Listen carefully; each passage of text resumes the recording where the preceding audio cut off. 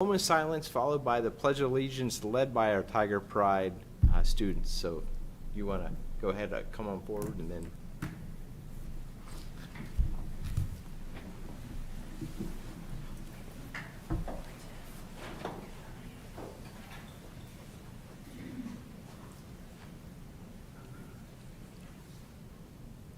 I pledge allegiance to the flag of the United States of America and to the republic for which it stands, one nation, under God, indivisible, with liberty and justice for all.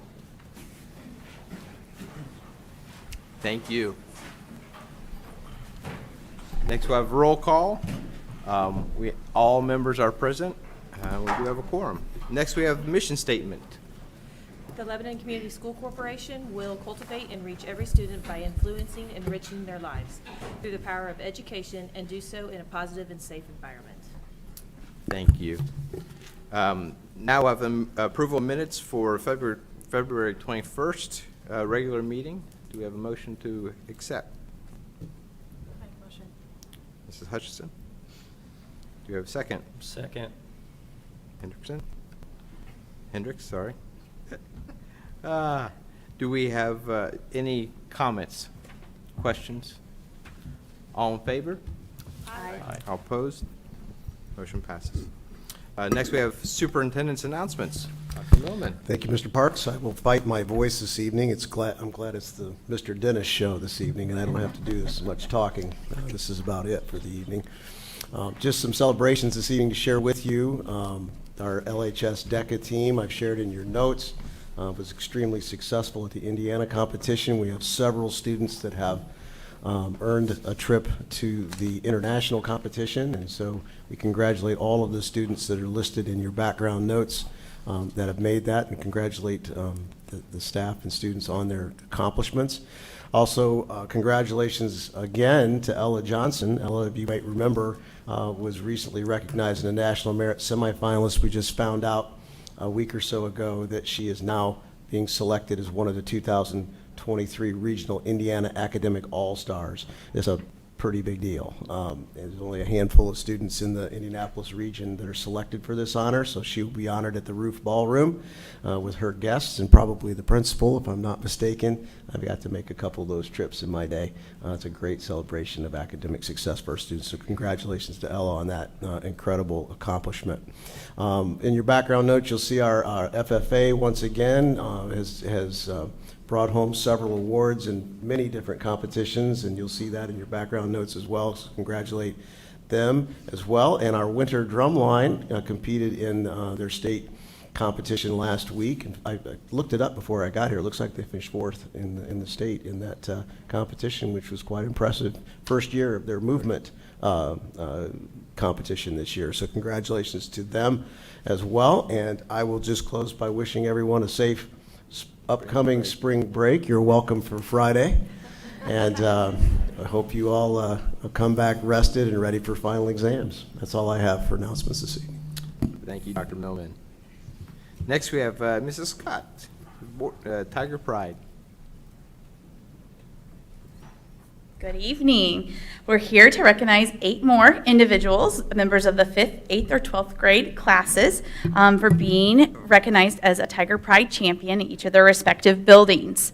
So this evening, we will start out with our high school students, and the high school staff is recognizing Aaliyah Carlisle.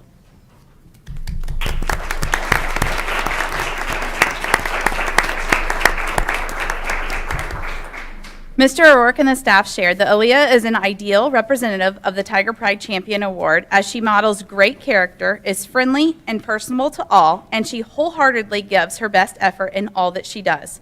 She's a straight-A student who maintains a weighted GPA of over a 4.5 while taking 5 AP classes as a senior, along with other honors and dual credit courses. Aaliyah also excels outside of the classroom as president of Sunshine Society, vice president of FFA, a Key Club class representative, captain of the English academic team, and as a varsity tennis player. She also finds time to work as a lifeguard at the Witham YMCA. Aaliyah exemplifies the attributes of an outstanding character, integrity, and citizenship. Her dedication and hard work have resulted in her acceptance into Purdue University College of Engineering. Boiler up. Congratulations, Aaliyah, on being recognized as a Tiger Pride champion.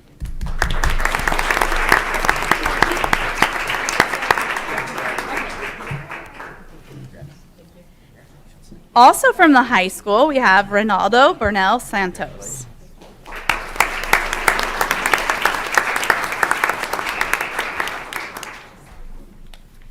Ronaldo is an exceptional young man who represents Lebanon High School in a very positive manner at all times. He is an actively involved student leader who exhibits all aspects of pride in all that he does. Academically, Ronaldo is a very high-achieving student, as evidenced by his top 20 class rank and his recent acceptance as a direct admit to Indiana University's Kelley School of Business. Congrats. Besides being an excellent student, Ronaldo is a committed servant leader, as he demonstrates through his service as Key Club president, a member of Class Candle Albrum, a member of the leadership team for LHS Student Ambassadors. He is respected for his work as a communications student intern through his work-based learning experience at the LCSC Administration Center, and is also greatly respected and appreciated by his peers and teachers. Congratulations, Ronaldo, on being recognized as a Tiger Pride champion.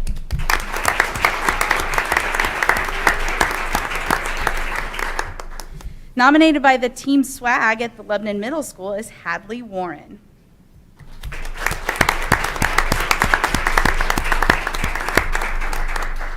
Hadley is being honored by the Team Swag as a Pride champion for March. Hadley consistently demonstrates pride on a daily basis. Hadley exhibits leadership skills in many areas, including but not limited to FFA, sports, and PBIS. She is one of the first to volunteer with PBIS and always does her PBIS job right the first time. Hadley continually goes the extra mile to help out students and staffs. She is kind to all and has an infectious smile as well as a positive attitude. Hadley excels in the classroom, as she always completes her assignments on time and regularly does well on tests and quizzes. Hadley's teachers appreciate all the work and dedication. Keep it up, Hadley. LMS is proud of you.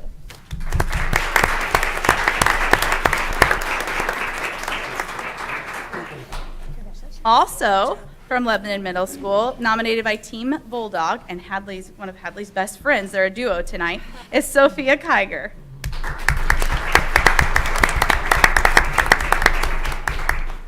It is with great enthusiasm that we recognize Sophie as a Tiger Pride champion. She is a driven leader who is always exhibiting pride inside and outside of the classroom. Sophie is always focused on growing both educationally and personally. She takes initiative to better herself and those around her. Sophie is often seen lending a helping hand to her peers and teachers. Excellence is not only in herself, but also those she works with. She is a leader in the classroom, on the court, and in extracurricular organizations such as FFA and PBIS. She is always one of the first to step up and volunteer with whatever task at his hand. Congratulations, you're a true definition of pride.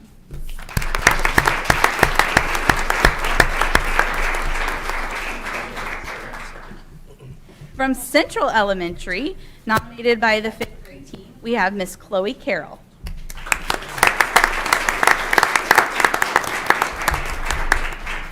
Chloe's teacher shares that she is a leader who consistently displays all the aspects of Tiger Pride. She is extremely organized, efficient, and dependable. Her teacher, Mrs. Shirley, shared that Chloe willingly and happily helped a new student get acclimated to the classroom over the last few weeks. She sets a great example for her peers regardless of who is around her. She strives to do the right thing because it's the right thing to do. Throughout the year, Chloe has shown a tremendous amount of growth, not only in her academics, but more importantly, in the confidence she has gained in herself. She is a fantastic listener and is always willing to serve others with her positive attitude. Central is proud to honor you as a Tiger Pride champion. Congrats.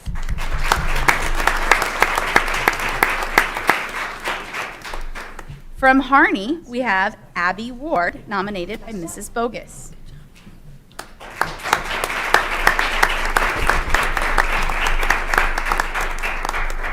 Abby embodies the ideals of pride in all that she does. She comes to school every day with a smile on her face and acceptance in her heart.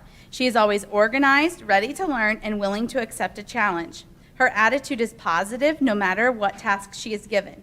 Abby is the first to jump in and help both adults and students in the Harney house. Abby is a true delight, respectful, and honest. Congratulations, Abby. You deserve this honor.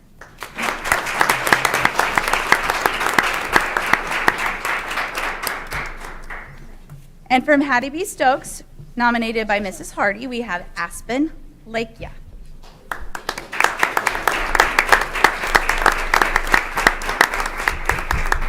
Mrs. Hardy shared that Aspen is an absolute joy to recognize a student such as Aspen who brings all of us so much joy in the classroom. Aspen is everything a Pride champion should be, a leader in the Student Ambassador Program and a strong, hardworking student. But it's her joy for life that really sets her apart. Aspen has the rare ability to see the good in anything from an assignment to people. She brings joy to the classroom every day. She makes her classmates laugh. She cheers them on. She rallies behind them when they are struggling.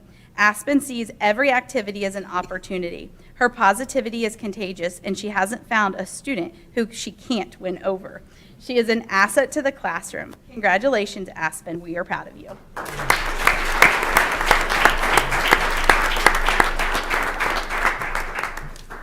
And from Perry Worth, we also have an Aspen, but this is Aspen Roswalka.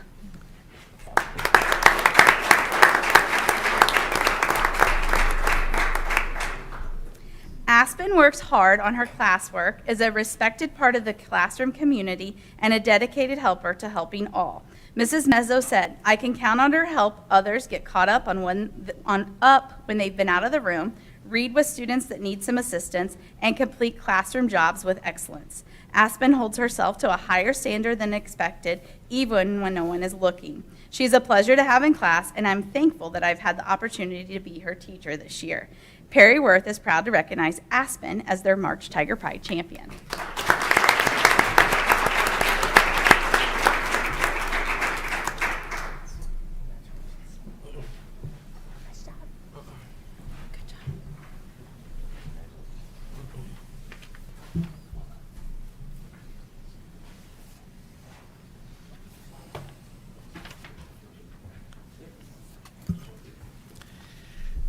Now, this is a time where all the students who were recognized, you can stay for the entire meeting if you want, or we'll give you a break. We'll take a slight break so you can get up and leave and go do homework, right?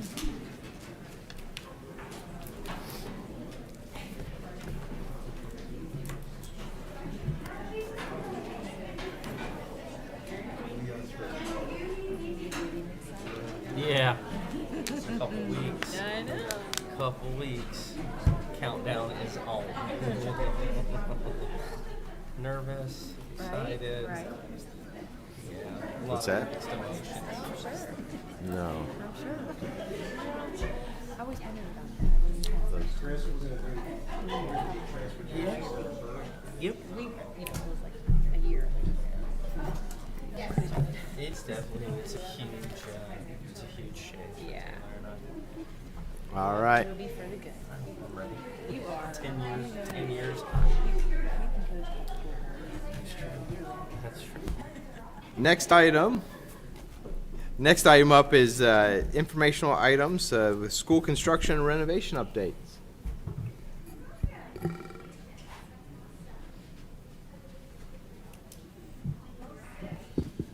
Good evening, Mr. Parks, members of the board.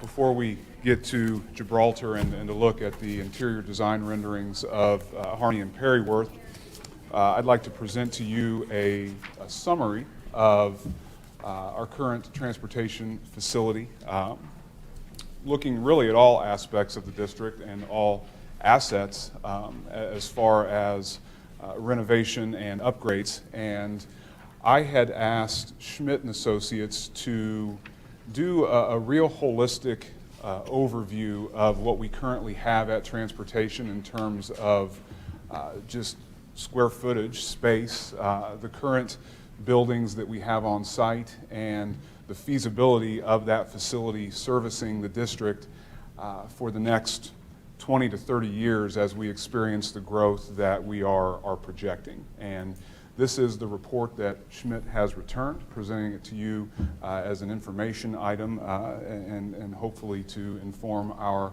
decisions moving forward.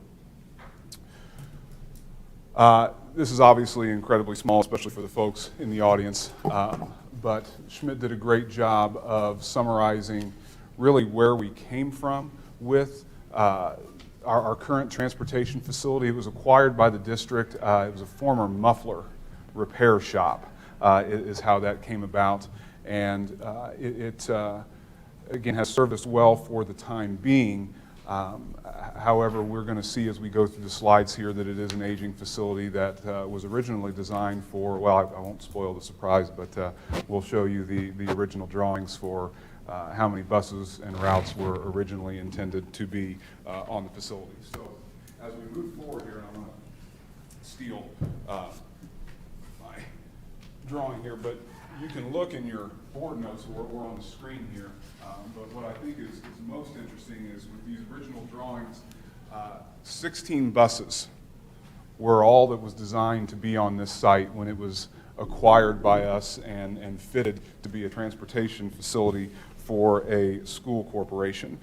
For reference, we run 32 routes daily. So the site was originally designed for 16 buses, 16 parking spots. We run 32 routes a day right now, but please understand you have to keep spare buses. About 20% is industry standard. So we have close to 45 buses on that site right now, and with the Google image kind of aerial view, you see where the original intent was for the buses in that back row, but we have since retrofitted it in order to manage all the buses that we have on site. We'll explain all the locations that we have buses stored on that site, but I think this also is a good reference as well. If you look to the front of the facility, you can notice the original parking spots. They had, looks like 13 parking spots. And this, of course, comes from a time when your bus drivers would take their buses home. We are no longer in those times, and so we have to have parking for these 30 bus drivers. And this facility was originally designed with 13 commuter car parking spots. We currently have 6, I'll say staff members there that are non-drivers, 4 in the administrative suite, 2 mechanics, and then an office manager, so 7, excuse me, not 6, but 7 total office staff / mechanics on that facility currently. The next slide will take you to the layout of the shop itself. The blue box is what we're currently using as storage / bathrooms / driver break room / forklift parking. In the middle is our office suite, and then to the right of that is where our maintenance bays currently exist. At the bottom, you see a chart that lists some neighboring districts. I think what I want to call your attention to is the far right-hand part of that table, the second to last column. That's square footage per staff and drivers. Where we currently sit is 84 square feet per staff member in our facility. And underneath us, you see 3 neighboring school districts that range from, I would say, a very spacious space with the Brownsburg facility that you see at 285 square feet per staff member, down to the smallest at 119. We are at 84. So we have an incredibly tight facility for our needs. Moving forward, of course, there's storage needs at a transportation facility. We don't have the space under roof to do that, so we have since constructed a storage barn directly behind our facility where that stores our spare tires. And then, of course, we have some spent fluid buckets right behind that storage building, as well as spent propane tanks and full propane tanks for the forklift, and then a spare diesel fuel tank that would refuel any diesel fleet. Moving forward are some pictures of the site that would show our block heaters. The block heaters, there's no coverage or canopies for our buses, so when it snows, the drivers, before they can begin their route, have to make their way to the buses, presumably shoveled or plowed, but then also clear their buses off, much like we would if we do not, park in a garage at night on an evening that it snows. But our block heaters have also been exposed to those elements, and you can see those deteriorating in the picture in the upper right-hand corner. We do have various locations where we've had to, for lack of a better word, shimmy spare buses into any open space that we have. You can see that in the lower left-hand picture, kind of an area off to the side there of our transportation facility. I think the bottom right-hand picture is a very important picture to draw your attention to. That is as far back on the property as you can get looking back towards the maintenance bays. Presumably, now that's an empty lot, drivers would have to get to this space, which would cause pedestrian traffic to commingle with bus traffic. And that is a grave safety concern, as there's no defined path to keep pedestrian traffic, driver foot traffic, to get to their buses away from presumed buses that are moving. On the next slide is a general condition of the asphalt paving of the lot. Bus lots are tough on asphalt. They're by nature heavy automobiles, and they can be very degenerative on a parking lot surface. As this investigation was being done, we were lucky to have done it the day after it rained, and you can see standing water on our site. That's indicative of asphalt that has sunk, and then of course in the winter months that freezes then and becomes a slipping hazard. The following slide gives kind of the curb appeal of the transportation facility as you would enter it from the road. Transportation facilities by nature don't receive a lot of visitors like a school would per se, but certainly if you were going to interview any potential drivers or staff, it is difficult to find our transportation facility. Furthermore, in the lower left-hand picture, you are actually looking at two different parcels there. It's very difficult to tell where our neighbor's gravel lot, it doesn't work on TV, does it? The neighbor's gravel lot, that's not ours. So if we were to improve this area, that drive right there, that's how the buses have to, or excuse me, the driver traffic has to get through there with their daily driver, and it's very difficult to discern where to enter our property. Furthermore, there is no parking for all the staff on site, so we're very gracious to our neighbors at Center Township Fire that have constructed that pedestrian bridge over a small ditch. They allow us to park on their property, which they do not have to do, but they're gracious enough to do so. Next few slides take us into the interior of the facility. I think the biggest issue is in the upper right-hand corner. There is no secure vestibule. Of course, all of our schools have secure vestibules right now that would pre-screen visitors to a site before they would have direct physical access to any staff member. That is not the case at transportation. Someone could walk right in the door and immediately have access to staff inside of the building. That obviously is a safety concern. And then of course you see the break area where our refrigerator and microwave are, and then some office space for our routers and administrative assistants there in the lower right-hand corner. The next slide then will take us into our director's office on the right-hand side, which is just inside the front door. So visitors would have direct access to our director of transportation simply by entering the door. Furthermore, we see a little bit of where our drivers' mailboxes are, and we did recently hire an office manager, but there is no office space, so the office manager is removed from the administrative staff into a spare room that was converted into his office right outside the driver break room. The next slide will show you the driver break room. That would be the bottom picture. So those picnic benches and table is our driver break area. As I mentioned, there's also a delivery truck in there that we use daily. It is kept inside during the cold months because the liftgate hydraulics freeze and the liftgate is inoperable unless it's kept inside.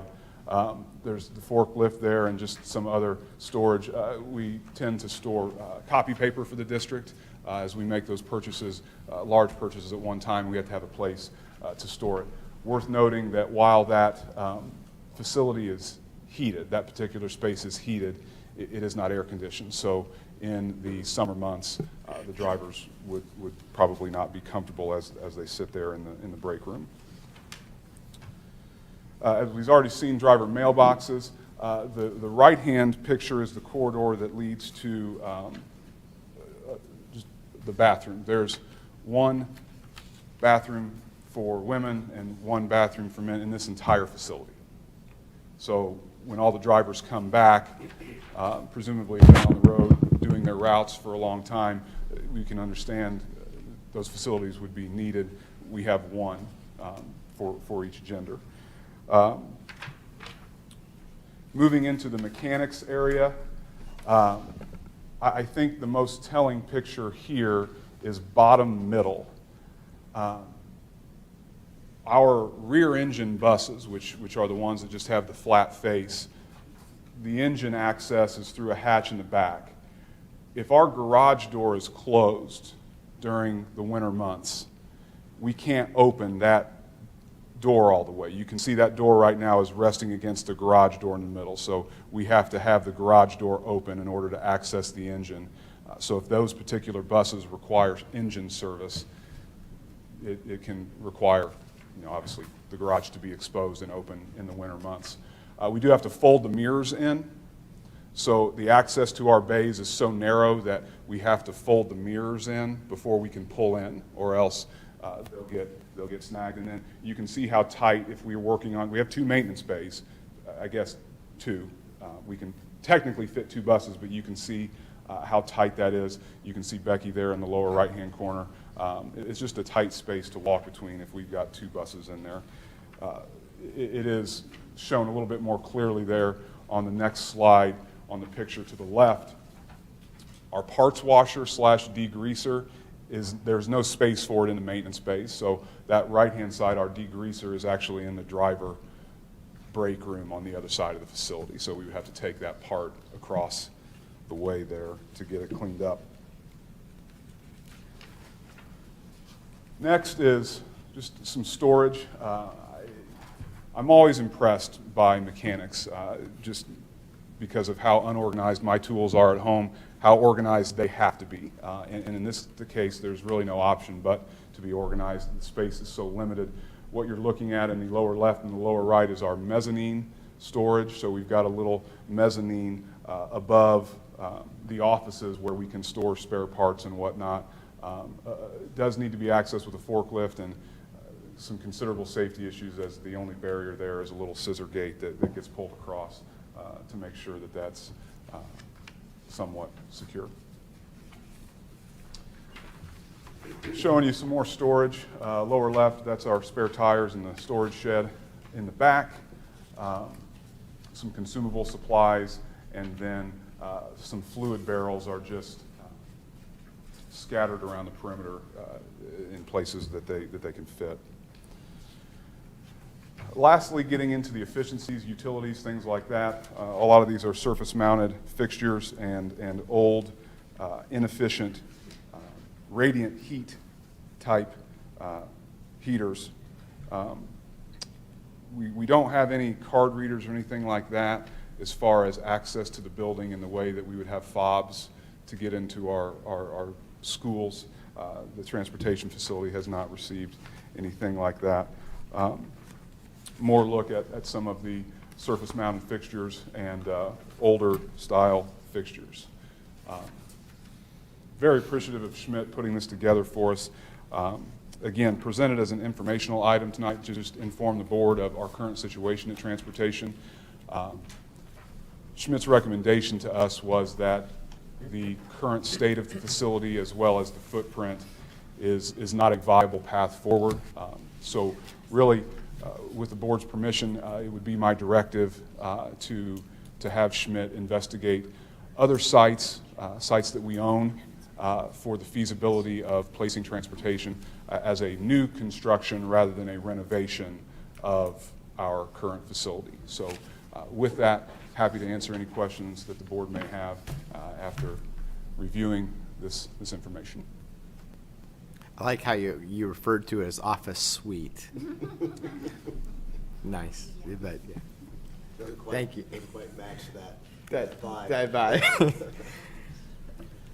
How much time or how many drivers do we normally have who would utilize the break room space, just out of curiosity? I would defer to Mrs. Nichols, the Director of Transportation, on that. She's here with us this evening, so I think Great. that would be. Hello, I think probably daily we would have somewhere between 6 to 10. Okay. Several of them, I mean, depending on the day and athletic trips, field trips, who needs to just stay, it doesn't have time to go home and return. We have 6 drivers, 4 drivers that run the middle of the day, preschool routes anyway, so they're normally there in and out nonstop all day long. One gal lives in Kirkland, another one lives in Frankfurt, so they tend to stick around on occasion more often. Would like to, have a microwave, refrigerator, that kind of thing, just to eat lunch while they hang out there. Yeah.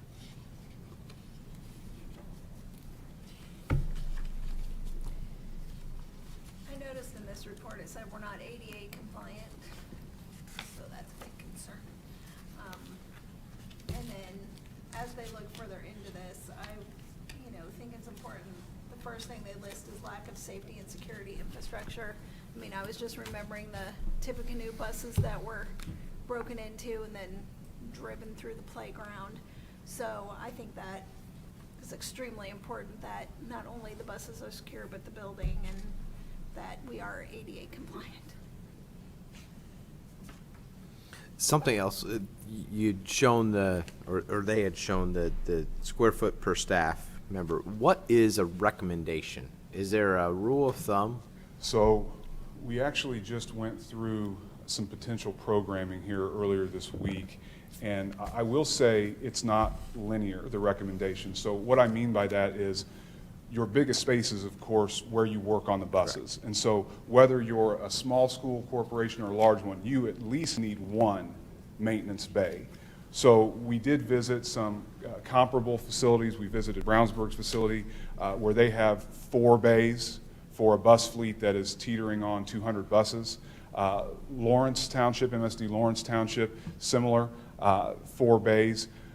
They're recommending 2 for us. So while Brownsburg and Lawrence Township are likely much larger than twice our size, they feel that 1 is too small because should you be working on a bus and you get into it and realize, I need a part, and that part is not available today. That bus has to sit in that bay, so you still need a spare bay. So I'm taking a roundabout way to answer your question is, it's not a linear recommendation necessarily, but I would try and hope to get to at least within the minimum that we see as far as a competitor. So Lawrence at 119, I think becomes a I don't want to say goal, but more of a benchmark to explore, certainly. But it will be skewed again due to those large bus maintenance spaces. What about for the office and or break room areas? Is there rules of thumb there that you strip out the bus bays that are going to be? Sure. I, off the top of my head, not aware. Certainly can find out. I know that was on the recommendation. I don't know. No, I just think it goes back to Mr. Clauser's question a little bit, about how much usage. Now, it could be that we would have the room utilized more if it was more inviting space for drivers to utilize. But, as we've been looking at the 2 that we visited are obviously much larger districts. So as we were investigating those sites, Becky and I would catch ourselves all the time going, this would be perfect if we just cut it by 2/3, or this would be great if we cut it in half, depending on the space. So I think you just find that right size. One of the things that we learned from our visits is not only the break room, if you want to call it that, but also can become a meeting room. So there's a lot of training that goes on. So it may seem a bit oversized perhaps for a break area, but it isn't. It's a perfect size when you got to bring all 40 drivers on site to do training. And then you can divide the room with movable walls and different things of that nature.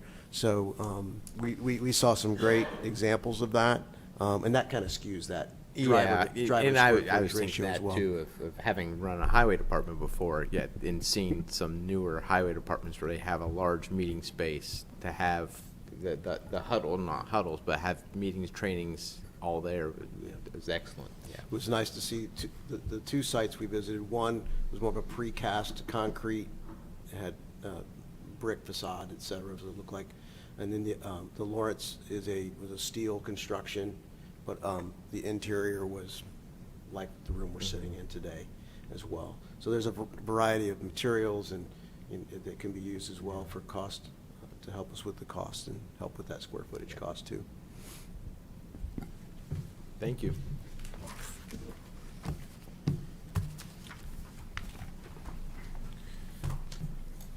Next we have Gibraltar.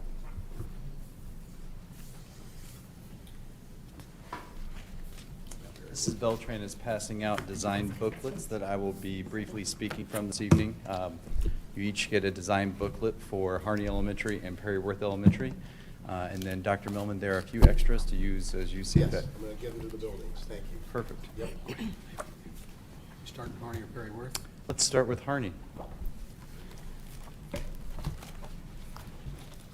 It's a pleasure for Gibraltar to be with you this evening, and also Meyer Najum with us as well. This is our opportunity to show you the design intent through booklet form for each elementary, Harney and Perry Worth. It's definitely a culminating event of years of work and collaboration to get to this point. And I would like to share that the Lebanon City Planning Commission approved both elementaries last night. It was after Lily, so it was, I think they may have been tired after they heard the Lily presentation and then our presentation, but unanimous approval last night. Want to move forward with a finish meeting that happened last week. Thank you, Dr. Millman. Thank you, Mr. Dennis, for your time last week. Very lengthy meeting with our interior design team to go through the finishes in each of the buildings.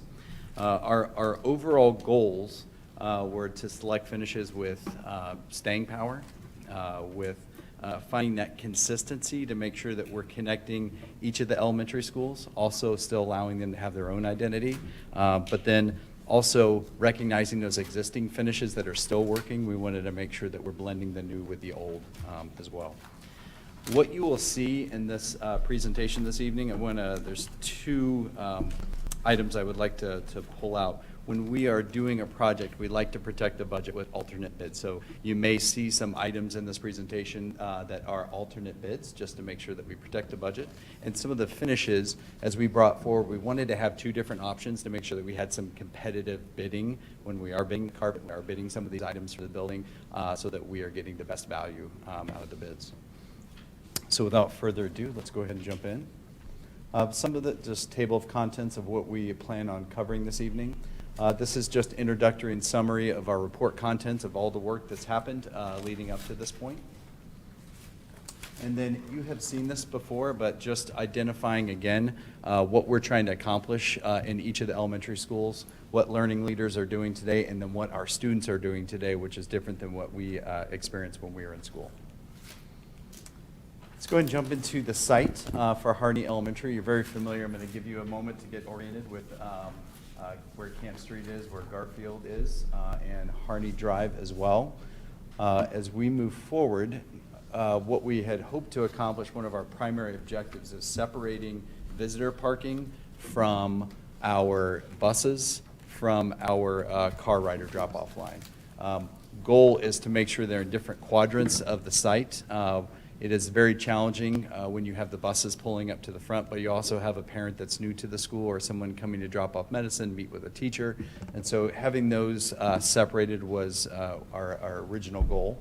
If you look forward to where the bus drop is, bus drop parking area, we have the ability to have 8 buses on that northeast quadrant. Many conversations with the Planning Commission about what the future goals were for Garfield and Camp Street with a potential roundabout. So we wanted to make sure that what we're doing is going to be a long-term solution for the City of Lebanon as well.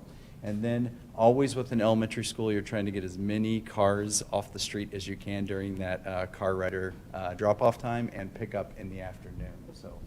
And we feel like the design that we have is going to meet those objectives.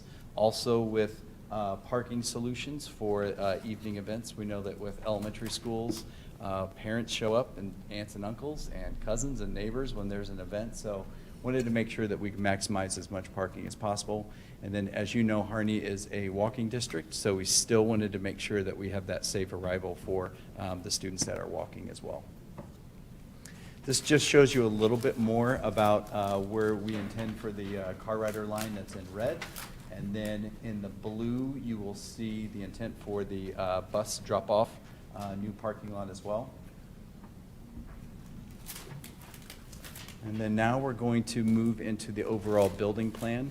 Again, you've seen this before, but as it's getting close to 100%, we're almost done with construction documents. You have the orange areas are the new additions to the building, and as you know, with a new gym, we were able to capture some existing square footage inside the building to save some money there, and then right-sizing the front main office, which we're going to get into it a little bit later. Now, as you know, as that gym is right on top of the playground, so when that happens, obviously, we are going to be meeting very soon to create an elementary benchmark for playgrounds to be able to apply what's going to happen at Harney and look for that consistency across all the schools. Moving into the building plan, that program criteria summary that you see on the right, you have also seen this before. This was the benchmark of what we're implementing in each of the elementary schools, so that no matter the address, Mr. Dennis, I keep stealing that, no matter the address of the child in Lebanon, that you are having a similar experience and similar opportunities at your school. So everything that you see on the right, 5 kindergarten classrooms, 4 sections of each grade level, and then some flex classrooms to be able to grow in the future as needed at Harney. There's a functional academic classroom, and then a resource space to be able to support students that have individualized education plans. And then beyond that, small group instruction, and then those student support flex spaces for those outside agencies that are supporting students inside. You can see the list of everything that we're accomplishing, and as we go into Perryworth, you'll see that same list, which was our intent. Some of the major considerations for Harney, the expanded main office, which again we'll get into, and then expanded cafeteria, new gymnasium and stage, and then a new STEM space for Harney Elementary that you'll get a chance to see as well. So let's get into some of these features. What you see on the right is what we were hoping to accomplish in conversations with principals. And you guys have heard me say this before, elementary offices are not the principal office that you remember that you were scared to go to because you had to go there if you got in trouble. They're student support spaces, and there is a lot of action, a lot of activity to support students that's happening in those spaces, and we wanted to make sure that every school had those same opportunities and flexibility to grow in the future in those office areas. So we accomplished flex offices for future growth, student support spaces, large conference room located up towards the reception area, and then with the goal of having that similar elementary office program. You can see how this is applied to Harney.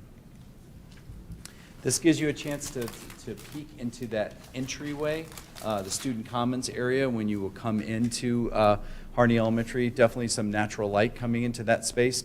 You can see a television monitor as you walk into Harney to the left, safe and secure entrance obviously, but we look at multiple opportunities for that display monitor, whether it's branding, whether it's just excitement about things that's happening in the school to be able to communicate.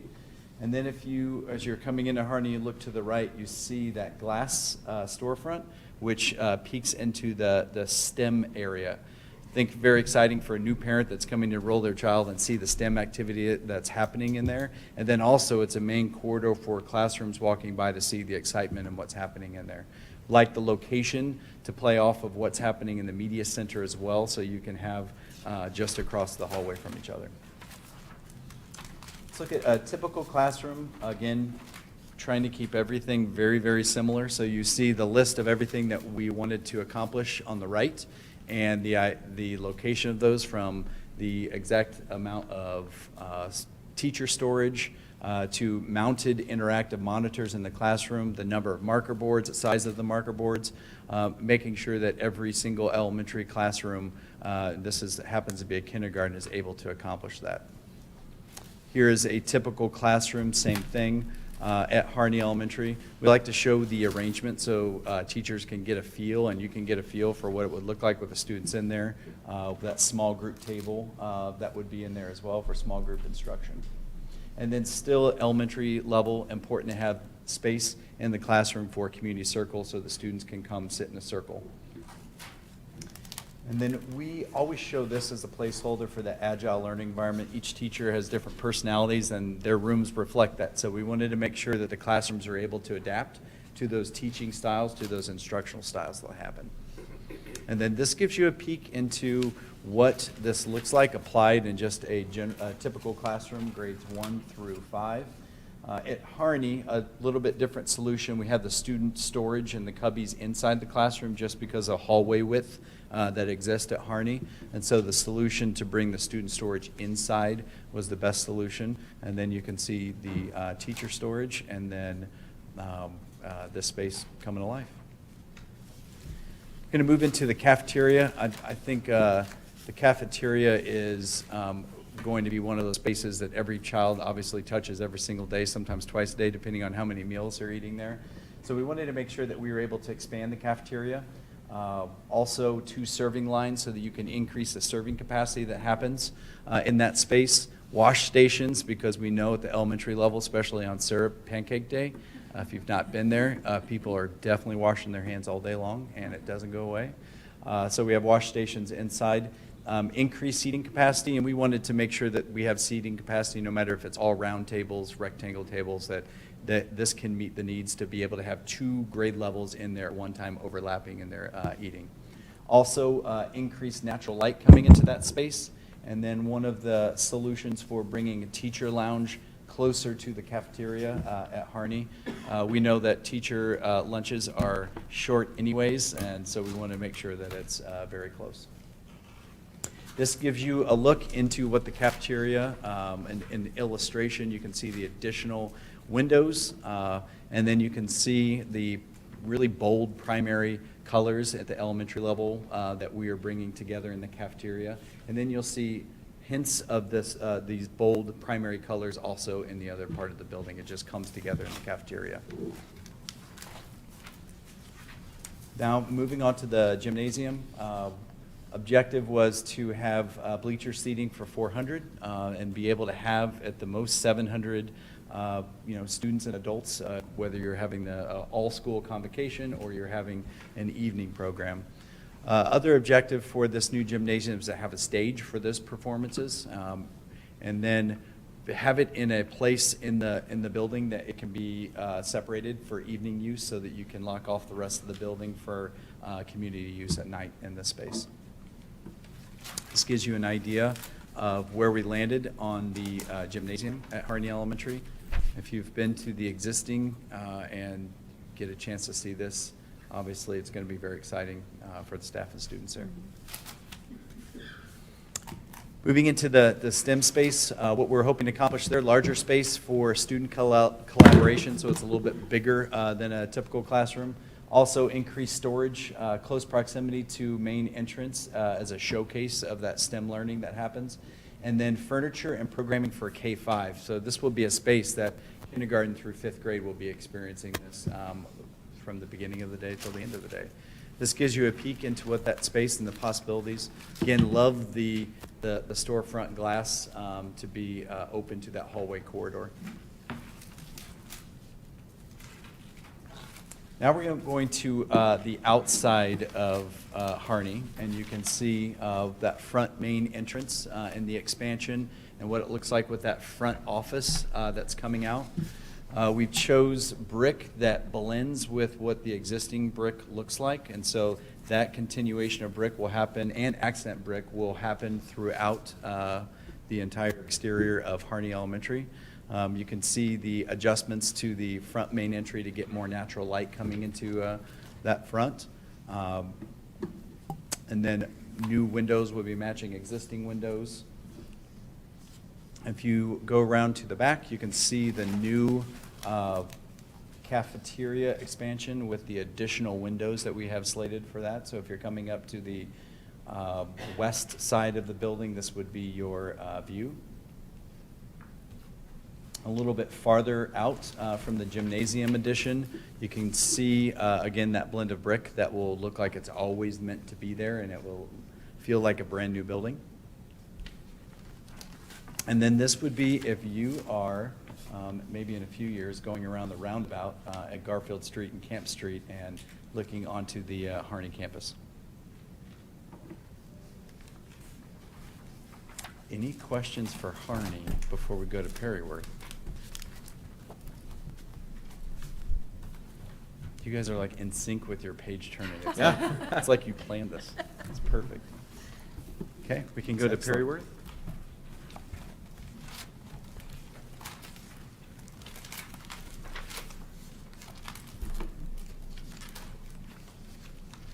Similar beginning, but let's get oriented with the site on East 300 South and South 400 East. Definitely a lot of work with city planning to make sure that we were using that property in the right way for now, and also what will be happening there in the future. And so again, if you've not been to Perryworth for the arrival in the morning, there's a lot of action in that front parking lot. It's all the buses, it's parents, it's visitors that are coming in, and staff parking there and walking across. So you have a lot of action in that one parking lot. Again, primary objective and long-term solution, separate the bus entrance, so it also helps the buses be a little bit more efficient if they're doing a double route and going to their second location. And then we have the visitor parking remaining in the front.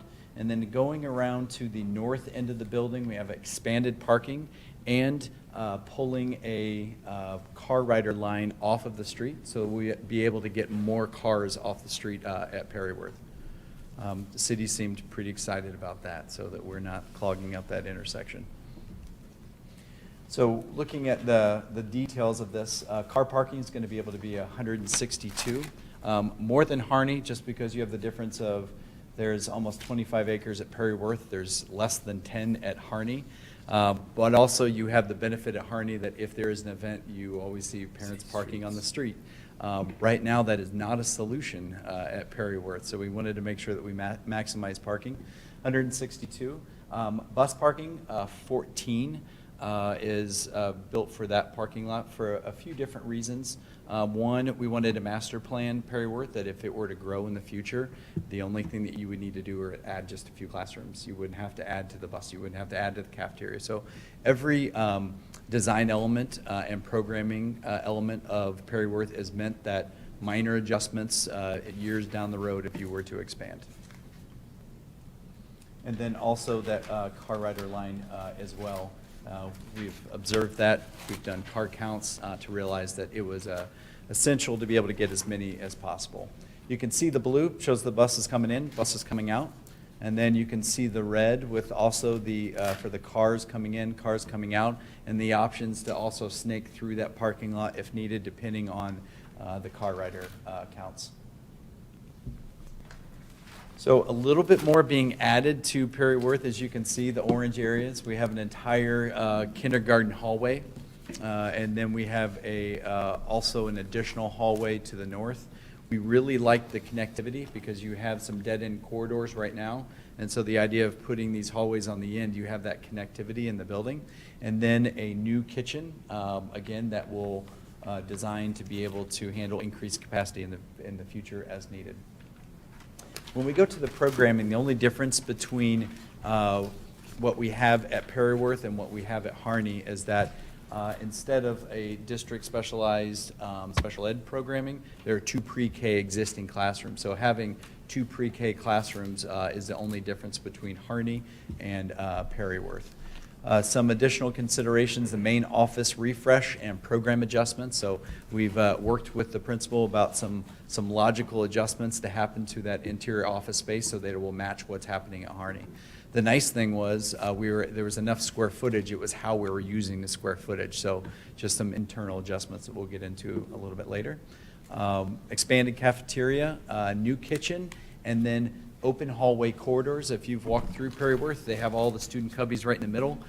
So with student locker solutions on the exterior of those hallways, I feel like that's going to open up those arteries to make the hallways feel wider. Going into the main entry, if you can see that front office, if you've ever been to Amber's office, it's not going to be in that spot anymore. So we tried to do the same programming at every elementary school, bringing that conference room up to the front so it's right behind the reception area. It's a little bit more convenient for parents as you're welcoming guests and having some other things happening. Teacher lounge was in the office area. And it was very small considering the staff, and so that's where we captured the square footage. Is found a new home for the teachers lounge that's right size for the staff there, and that allowed us some of the additional square footage to make sure that we're matching the new office that's happening at Harney. Want to show you our ideas and our plans currently for the main entry to Harney. We wanted to open it up and get some more natural light in there, and so in the same with having a monitor as you enter into that front student commons area. You have a monitor to be able to display student work, be able to just spotlight the many things that are happening at the school. And then also that corridor using brighter colors to lighten it up a little bit. And then also what you see on the ceiling are LED lights that have the appearance of being skylights, but they don't leak because they're not actually skylights. And so we're very excited about that feature at Perryworth to just make that whole front main entry feel very different. As an alternate. As an alternate, yes. I've got to accomplish all of our other objectives before we get to those LED lights. Okay, similar classroom. I won't spend too much time. Just wanted to show you everything that's happening at Harney and everything that's happening in those typical kindergarten classrooms. It's being applied at Perryworth as well. From the base and wall cabinets to student storage solution is the only difference because we have the lockers that we're putting in the hallway corridors versus being inside the classrooms. Moving to just to give you an idea of that traditional interior of that typical classroom for grades 1 through 5. Similar square footage, similar student storage as well, and staff storage. Moving into the cafeteria, again, you're seeing a common theme. We're accomplishing the same objectives. Being able to have 2 grade levels overlap and be in there at the same time. Being able to have 2 serving spaces and a cafeteria that will have no problem meeting that increased capacity. This gives you a glimpse. Again, what you saw at Harney, you'll see here at Perryworth, those primary bold colors that you'll see hints throughout the building coming together in the cafeteria. And then let's go to the exterior. We worked with our design team of trying to maximize every dollar by taking what's existing, what's working, and what are some subtle adjustments that can happen to the exterior that will give Perryworth that brand new feel. And you can kind of see the colors being chosen, keeping the same green framing for the windows, but does not stick out as much when you address some of the other colors on the exterior. You can also see that main entrance canopy. We're looking to lighten that up a little bit so it doesn't look so bulky as you are driving up to the front. And then if you go around to where the new classroom addition is expected to be, again, this was our idea to show that the brick patterns that are existing and the accent brick that's used is going to be able to be consistent throughout, again, to look like it's always meant to be there. If you have ever been to the car rider line, that view is going to be much prettier at Perryworth as you're coming up to the back. So making that more pedestrian friendly, since you are greeting upwards of 100 to 175 students from car rider line every single day. We wanted to make sure that you had the curbing and make sure that there's that capacity for those drop-off areas. And that is it for Perryworth. I can tell you what our next steps are. Working to finalize the new elementary, and so when we get to that point, you'll also see a very similar presentation so that you can see that coming together as well with the same standards and benchmarks that we've created over the years. And then that planning for playgrounds. So the idea is that we are going to do a study of what existing at Stokes and at Central and all the elementary schools, what equipment is popular, what's working, what's safe, all of those different factors, and then creating a benchmark of what we want included at each of the elementary schools. And then we apply that benchmark to the elementary schools in order. And then finally, elementary staff presentations and schedules. So we are coordinating to get in front of the Harney staff and Perry Worth staff in April for a morning meeting to make sure that they understand not only the finishes and the design moving forward, but also schedule and how does it impact them and the timing on that as well. And also, I have a nice slide that will walk them through the emotional cycle of going through a building project as a teacher. Just so that they're prepared. That is the goal. Jonathan from Iron Agent, anything that we've missed today or anything you want to add? I'll add some things here later about the recommendations, but Chris Morning will be a participant in those conversations with teachers in April, and we'll get them all warm and fuzzy about us being best friends for the next couple of years. That's one of the slides as well. Any questions? I have one I stuck out. At Perry Worth, the bus lot, is that large enough? I mean, they're going to be able to maneuver and get into those spaces? They will so a maximum in there would be 14. And so from the turning radius to what we have, yes.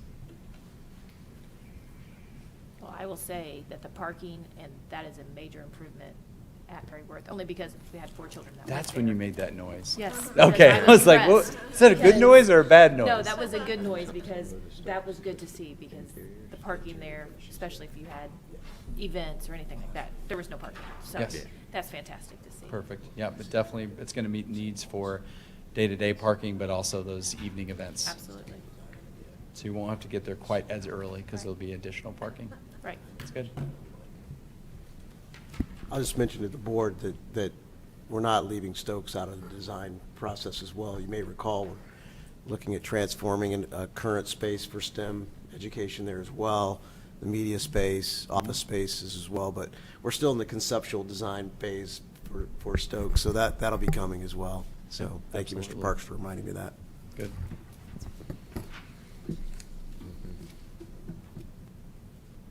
Okay. Thank you all. Thank you. Do we have? Nothing else construction? All right. On to consent agenda. Staff matters. Dr. Millen. Thank you, Mr. Parks. For staff matters this evening, under classified staff, I am recommending new hires numbers 11 through 23, transfer number 24, and a medical leave coverage number 25. For our certified staff this evening, a maternity leave request number 2, resignation number 3, 2 new hires numbers 4 and 5, and 1 retirement number 6. Under the ECA this evening, Dr. Dye is recommending a STEM club for Mr. Farrell. Mr. Dunshee is recommending several teachers to fill the mentorship role. You may recall that was part of the collective bargaining agreement in the last master contract to help our young teachers and teachers new to the district. So he's recommending some folks for those positions. Mandel Scoble's recommending track assistant coach, Mr. Levine, and volunteer golf coach. That's what I have for staff matters this evening. Oh, sorry, what? Oh, I'm sorry, and fine arts, and I'm sorry, yes, we did have fine arts, and there was another club as well, right? Okay, and the fine arts club, my fault. Thank you very much. Thank you, Mrs. Beltran. All right. Do we have a motion to approve item 6A, 11 through 20, what's that? 11 through 25. 11 through 25. And then 6B, 2 through 6, and then all the ECAs recommended in 6C. I'll make a motion to approve as detailed under 6A, B, and C of the consent agenda. Do we have a second? Second. Mr. Hendricks? All right. Do we have any discussion? All in favor? Aye. Opposed? Motion passes. Next, I'm going to say a couple words Oh, just before you yes. go on to the next agenda item. There's a couple notable items in our consent agenda this evening. Thanks to our communities and the successful passage of our operating referendum, we were able to add a third instrumental music director for our middle school and high school, and that is, as you saw in the agenda, Maya Davis, and she is here this evening, if you want to wave. She'll be joining us, I believe, from Decatur Central, if I'm not mistaken, and we're very excited to have her join the team, and appreciate you making the drive up here this evening and go celebrate afterwards, so thank you for being here. And also on your consent agenda this evening, you approved the retirement of our high school principal, Mr. Kevin O'Rourke. So I wanted to make sure I took a moment to thank him. He's in his 16th year as principal here at Lebanon High School, 5 years as assistant principal, so 21 years as an administrator in the building. I sent a note to the staff on Friday, and I felt confident in saying that when you're an administrator for 21 years in a building, you're responsible for the hiring of most of the staff during that period of time. So he's the only principal that many of our staff members, support staff members, coaches have ever known. So we congratulate him. I always say congratulate when it's a retirement because I believe it is. Congratulate him on his decision and wish him well in his retirement and thank him for all your years of service. And we'll have some celebration time in the future as well, but wanted to make note of that as well. Congratulations. Next, item 7, consent agenda business matters. Mr. Dennis. Thank you, Mr. Parks. As always, included in your board packet are our now three financial update items with the inclusion of the payments from Building Corporation. Of note on our pie graph that I think is important that will be a theme throughout the year is the year-over-year and the month-over-month comparison, more specifically the month-over-month comparison. Again, will be inflated each month this year over the corresponding month in the previous year due to the way in which we elected to pay the Aramark Buildings and Grounds contract this year. It was normally a one-time payment, but due to the interest that we're earning now, it made more sense to hold on to the bulk of those funds and pay them on a monthly basis instead. That has not been historical practice, so it will appear in every month other than December, which is when we used to pay this, that it would be inflated. Also inflated this month, our annual insurance premium came out. That actually would generally came out in November of the previous year, but the renewal took a bit longer this year than previous years, and so the payment for that is reflected on February financials instead. As always, the fund balances, or projections, I should say, with your bar graphs on the second page, and then a little bit of a bulkier Building Corporation payment affidavit this month, and will likely continue to be of this size as we begin to take on more payments, but as always, including that in there as well. So prior to the reading of the claims, happy to answer any questions regarding the financial update the board may have. Any questions? Thank you. Okay, and with that, read the claims for the month and would appreciate and request the board's approval of claims totaling $3,557,100.81. Two payrolls for $2,067,367.42, and total for the month $5,624,468.23. Appreciate the board's approval of claims. Right. Do we have a motion to approve claims for payment 573372 to 57551 and payrolls for March 3rd, March 17th, for a total of $5,624,468.23. I'll motion to approve. Mrs. Jones. Do we have a second? Second. Mrs. Hutchison. Do we have any further discussion? All in favor? Aye. Opposed? Motion passes. Next, we have comments from the public. Anybody signed up? Already signed up? On to action items. Item 9A, recommendation of K through 5 science textbook adoption. Mrs. Scott. Well, good evening. We are recommending TCI as our science adoption for K through 5 for the next 6 school years. I should mention that you've probably been following a little bit in legislation. There's a lot of conversation going on about textbook adoption and fees and all that. In the case of K through 5 science, we really needed to move forward because we currently have the Indiana Science Initiative as part of our adoption through Purdue University, and this is the final year that they're offering that. So we've had it for 6 years. We had some grant funding that supported that, as well as through fees, but we really had no choice but to move forward to do a review for science this year to be able to have something in place for the next school year for K through 5. We had a committee that has met. In fact, Mr. Dennis joined us for some of our meetings. We met virtually most of the year in the evenings, and I have to give huge credit to Mr. Chad Salzman. He's been our elementary administrator liaison for textbook adoption for the last several years as an assistant principal, and he and I kind of collaborate together and work through this process with our teacher reps. Amanda Miller, Casey Williams, Daryl Mendoza, Andy Fox, Kim Larman, and Aaron Vaughn have been our teacher reps. They've been wonderful, absolutely wonderful. One of the benefits of the pandemic has been we've learned we can be much more efficient sometimes with our meetings through virtual meetings. We've had people listening in as they're driving kids to and from sports and things like that because we meet after school and people have busy lives, right? And they have just been wonderful. We did meet in person as well to do some of the virtual presentations with some of our finalists that we looked at.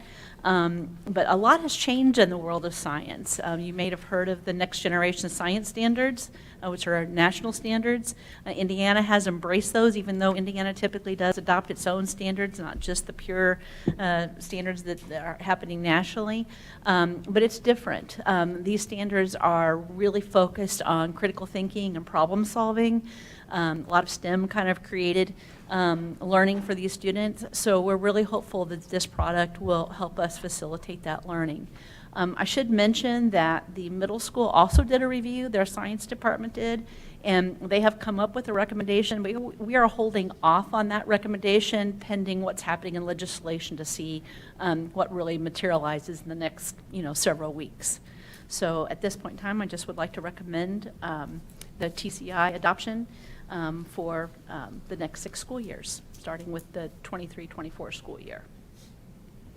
All right. With that, do we have a motion? I'll make that motion. Mr. Hendricks. No, second. Mr. Clauser. Do we have any additional questions or comments? All in favor? Aye. Opposed? Motion passes. Thank you so much. Thank you. Next, we have Mr. Dennis, approval to use corporate credit card. Yes, as the board remembers, we would normally do this at the reorg meeting every January with the hire of Mrs. Britt as the new communications director. I'd like to request that the board approve her use of the corporation credit card so that she can start spending money. All right. Do we have a motion to allow Ms. Britt to spend some money? I'll make the motion. Do we have a second? I'll second. Second. All in favor? Aye. Opposed? Motion passes. I missed further discussion. Do we have any discussion? Y'all are quick, so I didn't. Yeah.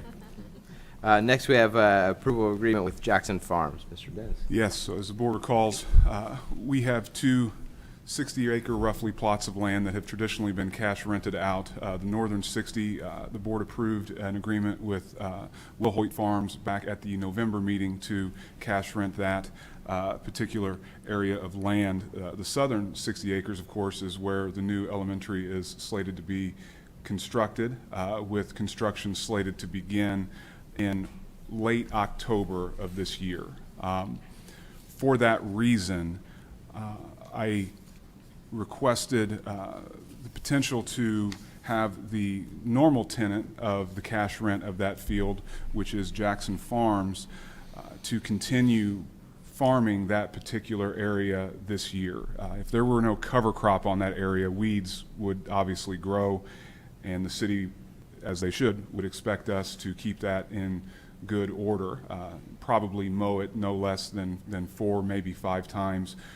That size of an area would bring well above $3,000 per mow in order to take care of. So the agreement you have before you is to allow Jackson Farms to farm as much of that 60 acres as they deem feasible for $0. It allows us to have a cover crop on that field so that it does not need to be mowed. In this agreement, all of the risk does fall on Jackson Farms. There is no promise that they will be able to take any soybeans, and it does specify soybeans. Obviously, corn stalks would be taller than any survey stakes that we would need out there, and so we've requested that it would only be beans in that field so that the survey sticks would be visible. Again, the agreement makes no promise that any soybeans would be able to be harvested, but in truth, likely a very large quantity of them will be able to be harvested. But again, having nothing in the way of cover crop in that field was going to be an expense on the district that probably in total would reach close to $20,000 to mow that, to keep it in good, I was going to say working conditions, but in good visual. Yes, so that is what this agreement is. A little bit different than a normal agreement that would go out to Jackson Farms, which would specify a cash rent due to us at the end of the year, but due to the inherent risk that any surveying, obviously, when construction begins, as we begin to access that area, if the soybeans have not been harvested, obviously those would be lost. So again, the risk is all on Jackson Farms here, but for no fee. So they may take out anything that they may harvest, but it does alleviate any mowing costs that we would incur. Any area on the perimeter, also the agreement does state that Jackson Farms would mow that for us. Probably helps from erosion standpoint as well, so long term.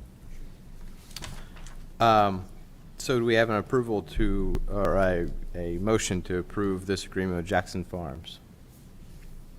I'll move. Cloudsburg? Do you have a second? Second. Hendricks? Any additional questions, comments, discussion? All in favor? Aye. Opposed? Motion passes. Next is approval of agreements with Etica Group. Thank you, Mr. Parks. I do have 2 agreements with Etica that I would like to bring to the board this evening. If you'll recall, at an earlier board meeting late in 2022, I asked the board to approve an agreement with Etica to do a building envelope and roofing investigation. And with that came a 20-year maintenance plan that would keep every roof in our district always under warranty. Allows us to plan for regular re-roofings so that we know when and how much debt we will need to issue in order to handle those new roofs. But I also felt it prudent that Etica come on board with our new elementary building projects. That allows Gibraltar and Meyer-Najum a trade specific, with that trade being building envelope and roofing, to ensure that should any re-roofing need to take place, which Perryworth will need a new roof as a result of the renovations, Etica can supply their expertise to ensure that what we are going back with at Perryworth is something that they have worked with in the past, they can vet, and they believe in that roofing system, because there are a few roofing systems that we can choose from, but this agreement then allows Etica to work with Gibraltar in order to devise the best possible situations for all of our elementary schools so that our roofs are durable and remain under warranty, most importantly, for the duration, because obviously these renovation projects are going to involve some disruption of the current roofing systems, could involve you know, wanted to make sure that the warranties stay intact, I think is the most important part, as well as the roofing that's going back. So this agreement, first agreement, is for those services, for Etica to provide consulting services to Gibraltar. All right. Do we have a motion to approve agreement for elementary projects with Etica Group?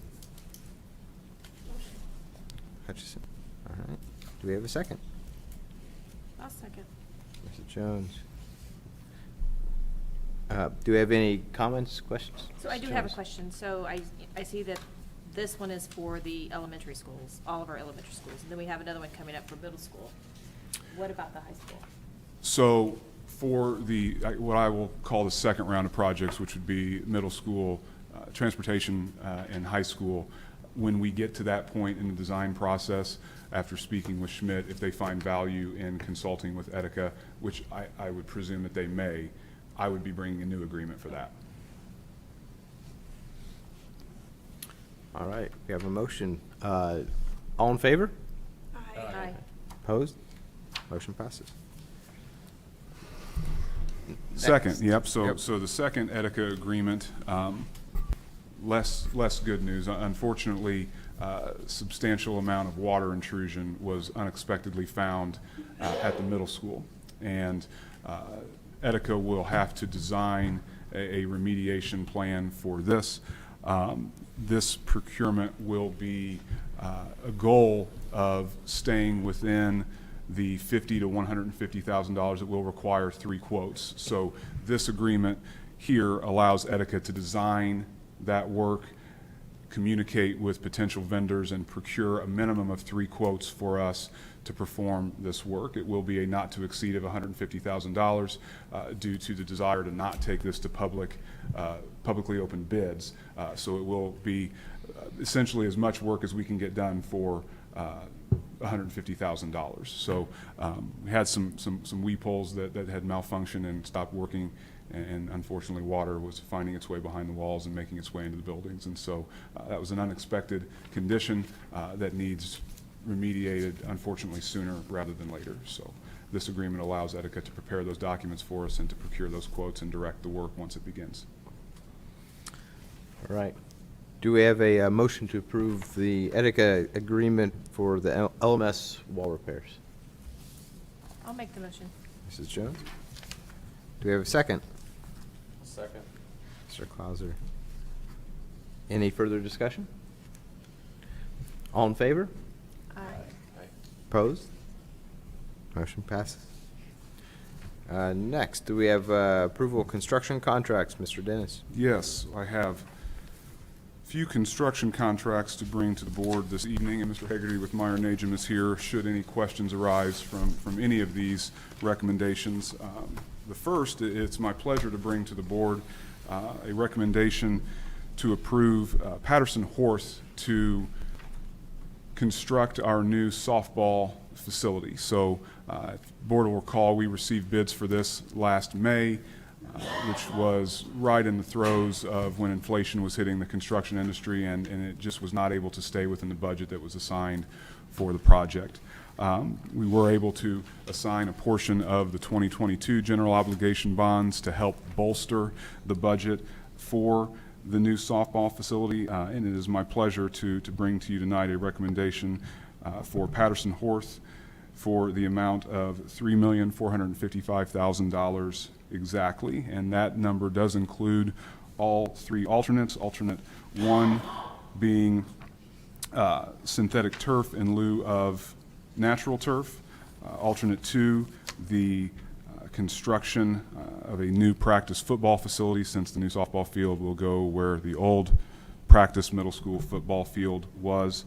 And then alternate 3 will add some more parking to that area that would service soccer in the fall, obviously softball, baseball when we host it there, but with the demolition of the current ticketing booth, that gives us the opportunity to reclaim, is it 40 more parking spots, or is that too much? I think that's in the neighborhood. Okay, so it's around 40 more spots there, which I know will be welcome for soccer, as I know it can get awfully crowded up there and people begin to park in the grass and whatnot. So no promises that will be alleviated, but certainly much more space for parking there. So appreciate the board's acceptance to Patterson Horse on this project. Do we have a motion to approve this contract with Patterson Horth in the amount of $3,455,000 even for the softball complex? I'll make the motion. Mrs. Jones. Do we have a second? Second. That was Hendricks? Okay. Do we have any discussions? I do think it's important to add that these are not referendum dollars that are paying for this. Yes. Other funding sources paying for this softball complex. Do we know what the engineer's estimate was on this? I know this is below it, right? But So this, all in with soft costs, hard costs, this was able to come in just under $250,000 cheaper than it was budgeted for. So happy on bid day Good when, day. when these two bidders came forth. all right. Excellent. I know the softball team and program will be very excited about this. And construction will start. Right now, tentatively slated for April 17th. The state design, I'm going to speak to this later, but the state design release just got approved yesterday, so we'll be submitting permits open for the end of the week. Good deal. Great. We have Get the keys in December, right? We hope to get the keys in December, right? That's the plan, and with the acceptance of turf, that we plan on in the spring. Thank you. So we have a motion and a second. Any other further discussion? All in favor? Aye. Opposed? Motion passes. Next is a structural steel pre-purchase for Harney and Perryworth. Thank you. Pivoting to referendum-supported projects with these next two recommendations. As the board recalls, at the February meeting, we approved pre-purchase of mechanical equipment. Similar theory with structural steel, another very long lead item that requires some early procurement ahead of the full package release that will come later in May. So we accepted structural steel pre-purchases for both Perryworth and Harney. Two different contractors won these, so we will start with Harney. So ask the board's approval for the structural steel purchase that will be awarded at Harney Elementary to J.L. Walter and Associates in the amount of $742,000. So structural steel purchase for the new gym mainly, but the admin area as well is what this steel is for. All right. Do we have a motion to approve this contract with J.L. Walter and Associates? I'll move to approve. Do we have a second? Second.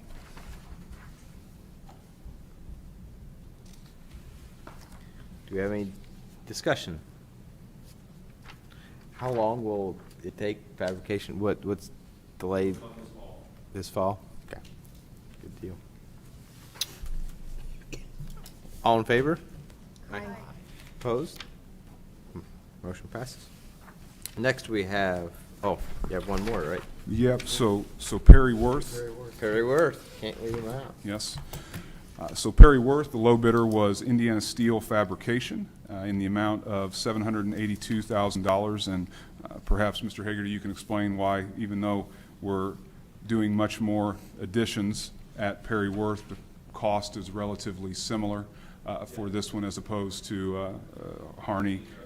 Yeah. And you're not on the TV unless you are. So. Hello, audience. Thanks for having me.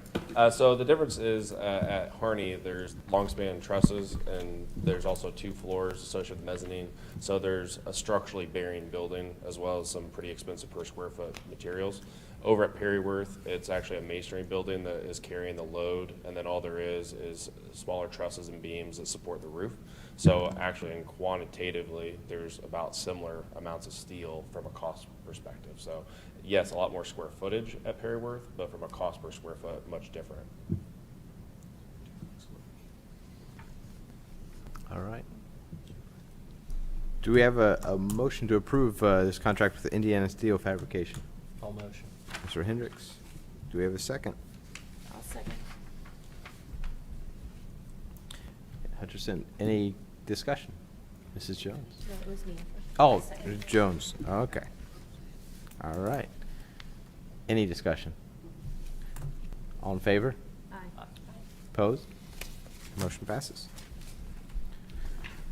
If I may, I would like to update you a little bit about next steps. A little update for the rest of the package. On the 4th of April, it'll go out to bid for the balance of the package, so anything from masonry to painting to flooring and everything in between. We intend to have that bid opening on the 2nd of May, and then we'll be back here for a recommendation on the 16th of May. for a mobilization around the first or second week of June, depending on contractor availability on bid day. And then the intent is to be done by the end of summer 2025 with both Perryworth and Harney Elementaries. So that's great. And then to follow up, so I am communicating clearly to the Cameron audience. Softball will start hopefully here on the 17th of April. Permits will go in later this week. State design release was received yesterday with the architect and the state, and we'll intend to have those keys handed over to you by the end of the calendar year this year, with the intent for you to be playing on that surface February, March of this upcoming year, a year from now, really. So, Excellent. yep. Excellent. Any other questions, construction-wise? No. Thank you. Thank you. One last item, request approval of a LHS football overnight trip. Mr. Martin. Good evening, Mr. Smock and the other coaches have requested a 3-day football camp at Wabash, June 27th through 29. It's an overnight, so it does require your approval for us to let those guys stay overnight. Do we have a motion to approve this overnight trip for LHS football? All motion. Mr. Hendricks? Do we have a second? Mrs. Hutchison? Any comments, questions?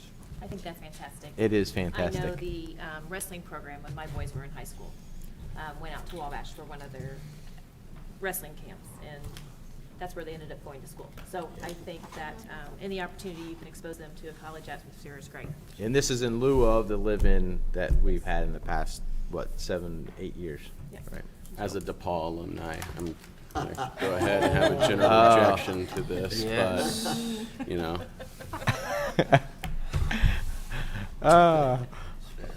So, all in favor?